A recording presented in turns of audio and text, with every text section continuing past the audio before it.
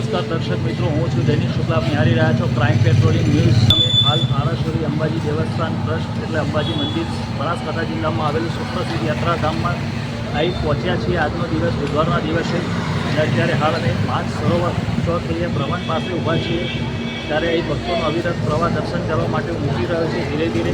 અને ટૂંક સમયમાં ભાદરવી પૂનમ આવશે આવતા મહિને, અને ભાદરવી મહિનો પ્રારંભ થશે ટૂંક સમયની અંદર. ત્યારે એ પબ્લિકનો માનવ મેળાવટ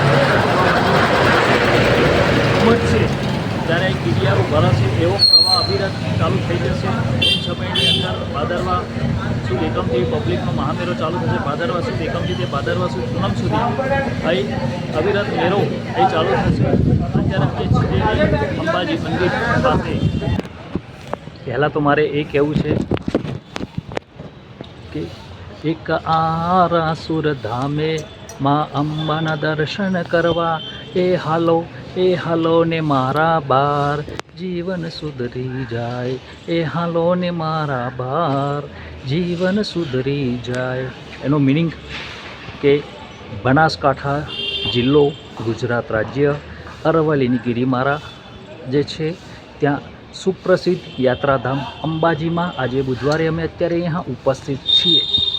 ત્યારે ભક્તિ, શક્તિ, આસ્થાનું કેન્દ્ર એટલે શ્રી આરાસુરી અંબાજી માતાનું ધામ અને અંબાજી માતાનું મંદિર, જે શક્તિ, આસ્થા અને ભક્તિનું કેન્દ્ર કહેવાય છે.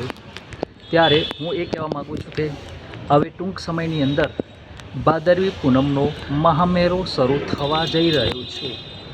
ત્યારે માના ભક્તો જ્યારે પગપાળા ચાલતા દરેક ગામડેથી, દરેક રાજ્યથી અને દરેક શહેરથી ચાલતા માના ભક્તો અહીં સંગ લઈને આવીને પહોંચશે અંબાજી.